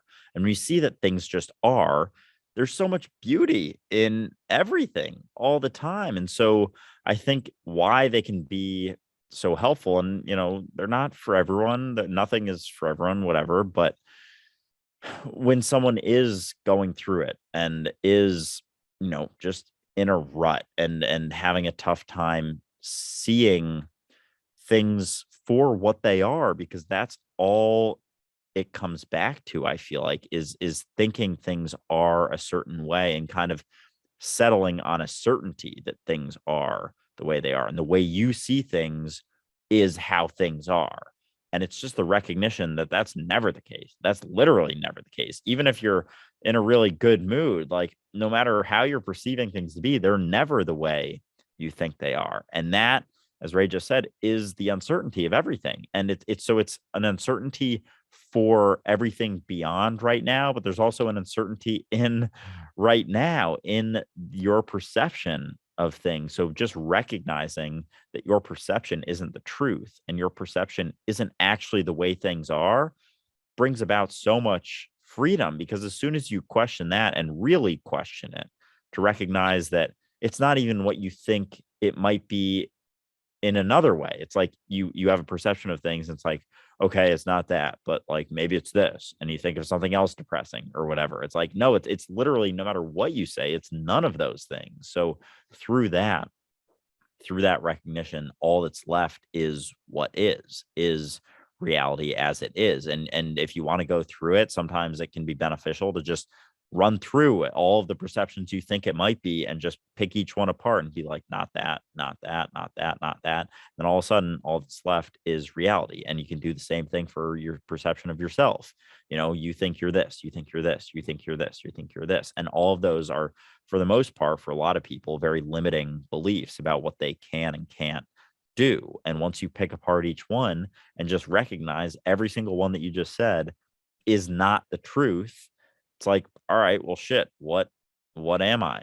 What can I do? And it's like, you can do anything, or at least try anything, because your potential is infinite. You have infinite potential here and now, as long as you are not being restricted by the perception of what you think you are.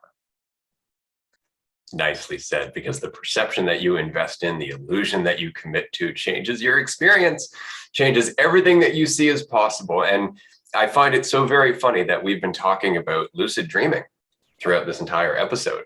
But what you just described could very easily be called lucid living, because that's all it is. It's treating reality like you would a dream. Question everything, assume nothing, be what you are, and allow that to adapt and unfold. And that's living, that's dreaming, that's everything that we've been talking about. It's the same experience. And they're both influenced by what we hold on to. Oh, lucid living. That's good. That might have to be the title of this episode. Holy shit. Yeah. Oh wow. Because what is that really? Lucid living versus lucid dreaming. And because everyone thinks of lucid dreaming as this like incredible, amazing, free thing, like you can do anything, you can be anything. It's like, well, let's bring that into waking life. And it's like you can do anything, you can be anything. When can you do those things? When can you be anything? When you don't think you are a specific thing, when you don't believe your perception of yourself to be what you are. That's all it is. That's, oh man, this is some good shit, dude. Yeah.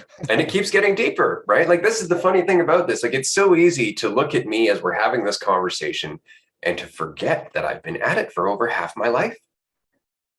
Right? Like, that's the assumption, is that because I use the same words and concepts that a lot of other people use, that I'm talking about the same thing. It's not the same thing. You know, it's like teaching Wing Chun, right? A lot of people will go, well, this is a tan. It's like, well, it's the shape of a tan, right? It's not the intention. There's not like the mentality behind it. The relaxed nature is not there. Like, there's more to it than just the form. There's the substance. Right? And the substance is not something you can fake. It's not something you can memorize. It's not something you can just, now I've got it, right? Which is why I find the most common refrain on this path, and it happens over and over and over again. And this is how you know you're doing great, is when you keep telling yourself, oh, it's so much clearer than it's ever been. And you'll keep hearing yourself say that over and over and over again while time passes, but it doesn't feel like time is passing. It just feels like the moment is getting deeper and more, I guess, in line with who we are, because we're getting out of the way of the division that was never there to begin with, and just allowing it to be what we are. And this is why I say, like, even identifying as a human being causes problems, right? Identifying in any way, shape, or form causes problems. And this is something that our system is very well aware of, right? Like, there have been a number of cases where somebody was pulled into court, or rather they were told that they had to go to court for their person, which is the name on your birth certificate. It's not who you are, right? It's your corporate entity that allows you to interact with the rest of the world.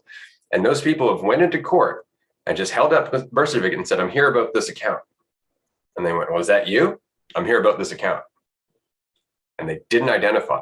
And the case was dismissed. And this has happened numerous times. There are documented cases where this has happened.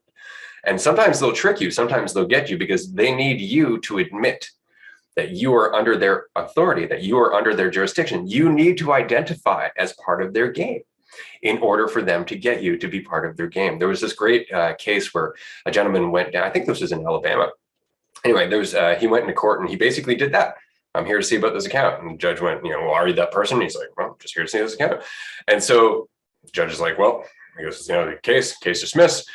The guy leaves, and as he's going to walk out the door, the bailiff is at the main door, and the judge says, take that toothpick out of your mouth in my courtroom. And the guy did. And he said, bailiff, arrest that man. And it was because immediately he listened to his authority. Immediately he identified as being under their jurisdiction, and he was arrested for it. Oh man, that's brutal. Even though he didn't identify as, even though he didn't say like his name, take that toothpick out, it was still his. Oh damn, that's like, watch the cops, right? Like, you'll notice if they come up to you and they start asking questions, just keep saying, I don't answer questions. I don't answer questions. Because then if you don't answer, you're not admitting that you're under their jurisdiction, right? Even the word understand has a hidden meaning. Do you understand means, do you stand under me? oh, damn. Yeah. All right. I'll definitely remember that one. But oh, that's so interesting. And just like ever since we had the I forget, I don't remember what episode it was, but talked about how, the government and society is like a company, like a corporate entity.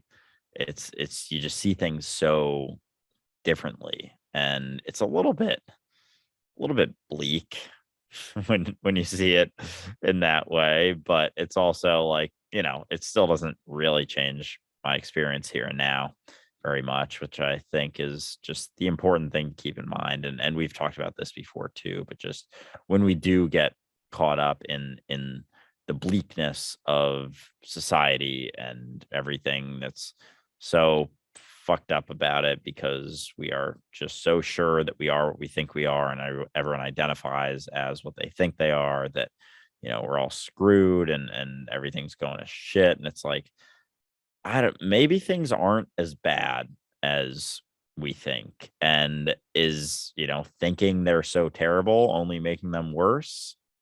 So that's, I don't know, important for just myself to remember in a lot of ways, because Oh yeah. sometimes it does. Yeah.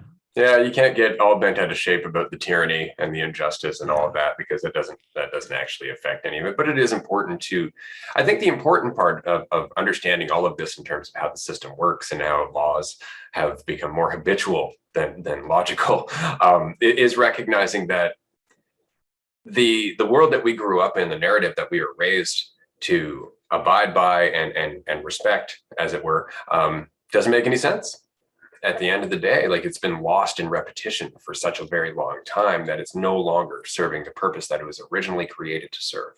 It's just going through the motions instead of recognizing the freedom that the freedom of the mentality that put that stuff in motion to begin with, right? Like, the idea of government is a good idea for small communities, but the larger the community, the more government you need, the more capacity for corruption and lack of empathy you have. And so there are all kinds of considerations that we just stopped having. We just stopped having those considerations as a whole, because the system is what it is the best that we could do, and just deal with it. Whereas this conversation is very much saying, like, we made this system. The system is based on certain things that we as humans decided we wanted to enact and we wanted to agree upon.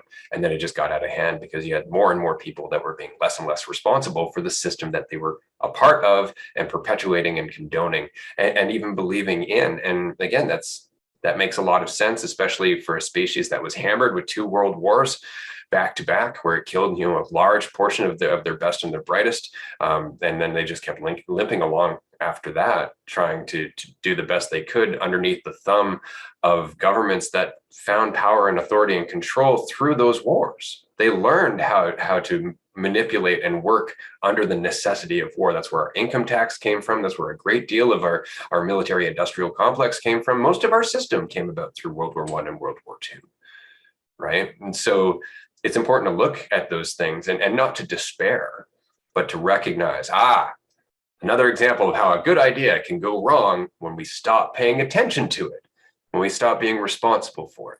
And that's what this is. And so at one point, when I was learning about all this and Jekyll Island and so on and so forth, yeah, it is kind of a kick in the teeth. Like, you really do feel like, oh God, it's beyond our it's beyond hope. There's nothing we can do. This is just the way the world's going to be.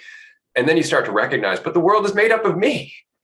The world is just made up of more and more me's, and all of them have the capacity to change. All of them have the same potential to let go of what they assume to be true and to discover something else.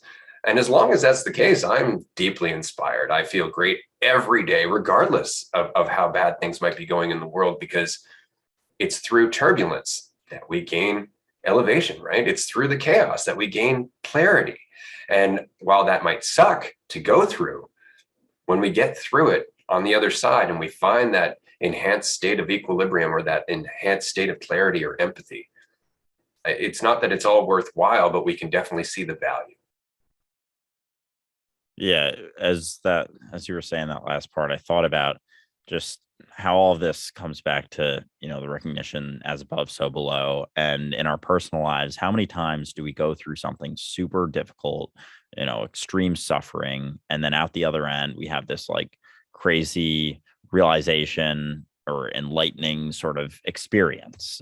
I know that's happened to me, and it's happened probably a couple of times. I know happened to Ray, certainly, and probably many of you listening. And who's to say that isn't happening with our collective right now? We're so, the grasp on identity and clinging to what we think we are. And the divide, especially in America, is just getting bigger and bigger as we identify more and more with what we believe to be the truth, what we believe to be correct about the way to do things, not recognizing that it's that mentality that is stopping us from doing that. It's like all of these things seem to be like crumbling and crashing and burning, and there's just so much shit going on. It's like, how often do we go through this in our personal lives, and then out the other side is this, sort of grand realization, like, oh wow, okay. And all of a sudden it just hits you out of nowhere. There's no exact specific thing that makes you be like, oh wow, it just happens out of nowhere. Like, who's to say that isn't happening right now with our collective human race at this very moment? We're going through it. And because it is, seemingly a bigger experience than just our individual experience, it's like, same thing, but same but different. But so maybe it'll just take a little bit longer. Maybe instead of a few weeks of suffering, it'll take a few years, or a few centuries or whatever. And then eventually there will be a recognition that, oh, as more and more recognize it, which we are, more and more will recognize it. And then maybe that individual recognition, as it always is, will be the collective recognition. Absolutely. We are part of a collective existential crisis or transformation, right? Like, that's it. We're just playing our role. But it's so important I think it's important to remember that the simple fact that you are having these insights, the simple fact that your existence is changing so much, begs the question, why? It begs the question, what part of this large change are you? Because I know, looking back at my life, I know looking back at everything up until the point where I woke up, there was no indication that I was going to do anything but die. There was no indication of change happening at all. Like, I was very, very much immersed in my hell. And then I woke up, and I've been awake, and I've been talking about it, and I've been going through these insights in my mind all the time. And there's no separation. There's no division, right? And so one has to go, well, this is just a big wave and I'm a single drop, but my drop is changing at a rate that I can't possibly take credit for because it's part of everything else changing. And so I get very inspired by the fact that you, Sophie, other people that we talk to on our channel and otherwise are just having these conversations, are changing in themselves, because the fact is that's the indication that the tide is turning. That's the indication that we're going in a different direction. It's not going to happen overnight, but admittedly, after 20 years, the pace is picking up, man. Yeah. Again, I can only imagine after 20 years of these recognitions, what that must be like. But yeah, even, I see it more and more. Like, when I first recognized this last summer, there wasn't many people that I was coming across that really were seeing the same thing. And I still, I followed a bunch of quote unquote spiritual creators, and none of them really got this. It was still, and I didn't even have the understandings that I do now, or the clarity that I do now, to see that is, it still comes back. And so many these beliefs and ideals that we focus on come back to identity and, the illusion that the ego is what we are. And so even then, I wasn't coming across that many people. And I feel like even still, like, there are more and more having the conversation, which is so cool to see.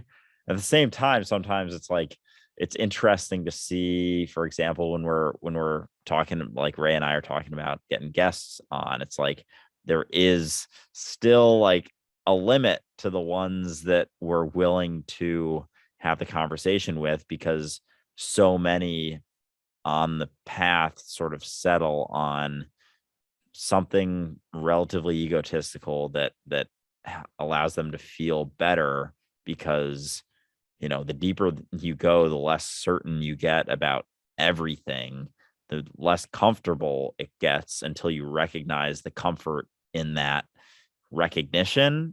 But before then, there's a lot of discomfort.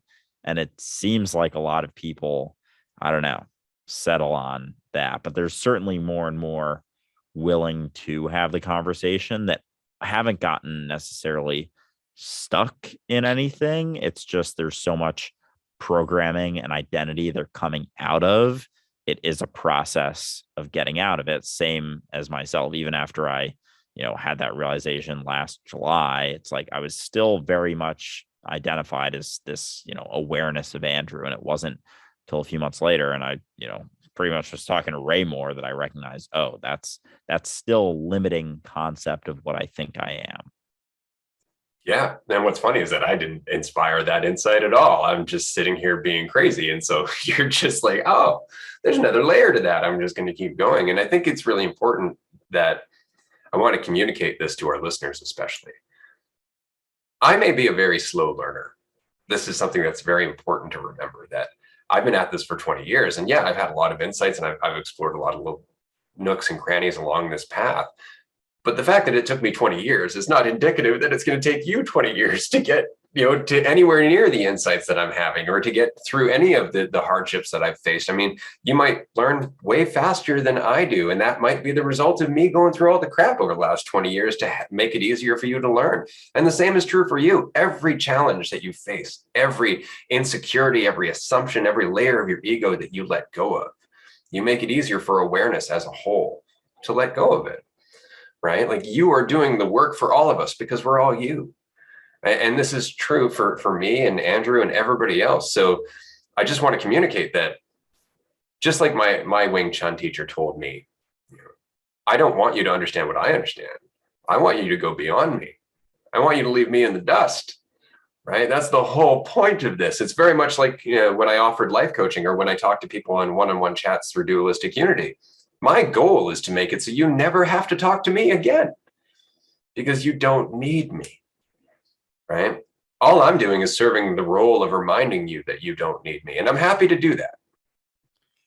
Yeah, I feel like that's another thing you can cling to, like an identity you can cling to, is thinking that this takes a really long time, this recognition. And the reality is it doesn't take any time at all. Is the stark reality of it, is that it happens now. And that recognition that's it. That's pretty much it, right? That's kind of the recognition. But there's so much depth to that. It's incredible. And even recently people have been commenting on some of my videos, like, oh, I love you're my right now guy, and you always make me feel better when I'm struggling with something. And it's like, all right, I'll take it. I'm not gonna say like, oh, that's kind of a funny thing to call me, but it's because, like, right now, what do you mean the right now guy? Like, that's a label. That's clearly a concept, because right now is existence. Everything you've ever experienced is within right now, because it's all you've ever been. So right now is not just another concept. The present moment is not just another idea that can help you feel better, recognizing that, the present moment is all there is. It's the root of everything you've ever done, whether it's, playing the piano, or going to a baseball game, or having conversation with someone. It all happened within right now, within the present moment. So I just sometimes find it a little bit interesting when people say, like, oh, right now, or like, especially when they dispute the recognition that right now is all there is, because then it's definitely a concept. Because if you think it's something that can be disputed, obviously you think it's a concept. But even on the other side, thinking like, oh yeah, I love, I found the present moment when I was, 20 years old or whatever. And it's like, it's all you've ever been. There was nothing to find. I guess there is a recognition, and I'm not going to discount that, because I spent a lot of my life suffering through the fear of what was going to happen in the future. But as I was suffering now, and now is still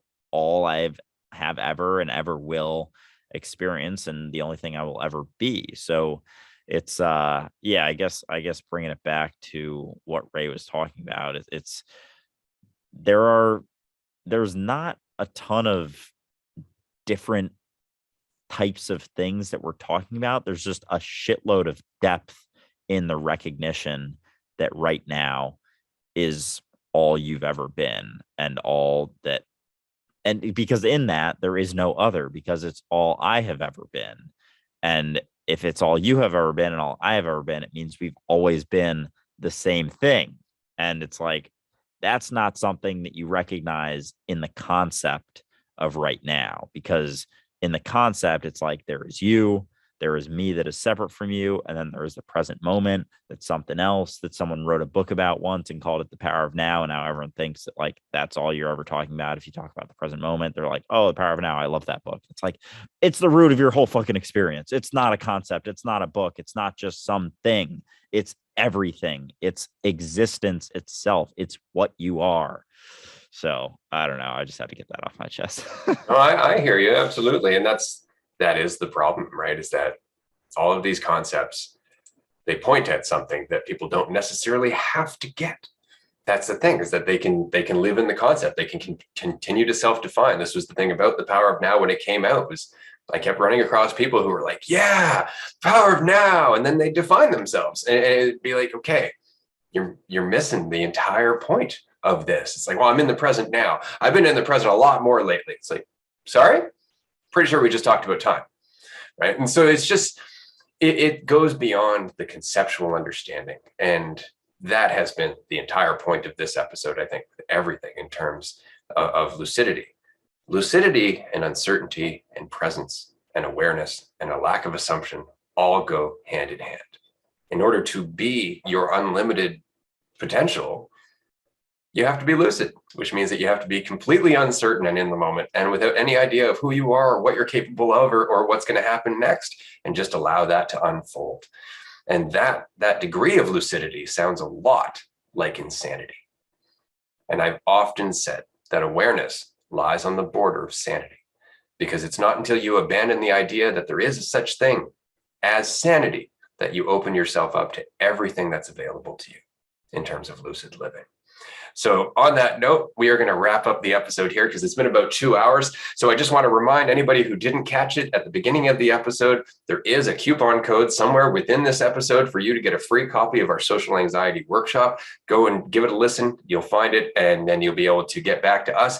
If you do want to leave some commentary on that workshop and make a video, hashtag it Dualistic Unity, tag one of us on social media so that way we can see it and share things with other people. And who knows, we might just reach out to you for a private one-on-one talk. Never know. Aside from that, we have roundtable number 4 coming up this week.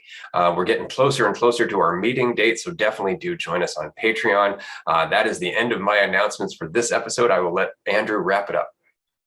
Yeah, no, that was a fucking awesome episode. I'm pumped for that to come out tomorrow. But yeah, I forgot to mention this at the start, but if you couldn't tell, I'm in a new studio for everyone watching on YouTube. I don't know, the sound might sound different. The microphone's a little bit different than the one I usually do. Hopefully it sounds good for those that are just listening. But yeah, I'm in this studio. It's like a co-working creator space in New York City that's only about a mile from my apartment, so a pretty easy walk. It was created in 2018, and they have a whole podcast set up. So they have like a ton of different lighting stuff, a microphone that's got like the bendy arm thing that's cool, this couch. So yeah, I was pumped. I visited it today. Someone invited me. It's like an invite only type deal. And it was like 2 hours ago, or 3 now, 4, and they were like, oh yeah, we got this podcast studio. And I was just like in awe the whole time. Like, this place is so sick. Like, oh my God. And then I kept looking at the podcast studio. Like, I wonder how hard it's going to be to set everything up there. And then at the end, I was like, so I actually film my podcast every Monday, which is today, which is in about an hour and a half. Like, is anyone using it tonight? And they're like, no, it's all yours. I was like, hell yeah. All right. So yeah, for those curious who are watching on YouTube, that's what I'm doing here. I'm probably going to come here as often as I can for things. It's a pretty cool setup. So anyway, yeah, that's my final little announcement. Awesome. Well, that will wrap up this episode. Fantastic episode. We do have a Q&A episode coming up. I just want to mention that quickly. So if you have questions and you would like us to answer them in that episode, contact us on Discord. There's a channel for podcast questions. If you're on Patreon, you can just message us directly. Otherwise, you can contact us through social media and we'll try and cover all the questions that come through. That's going to be coming up in the next couple of weeks here. So you do have a little bit of time. All questions are welcome, obviously, because we love to talk about this stuff. And the last Q&A episode went for almost 3 hours. So by all means, you let us know what you would like us to talk about, and we are more than happy to do so. I guess that's about it for this week. Thank you, everybody, for joining us. And of course, we will see you next week for episode 14. All right. Bye, everyone.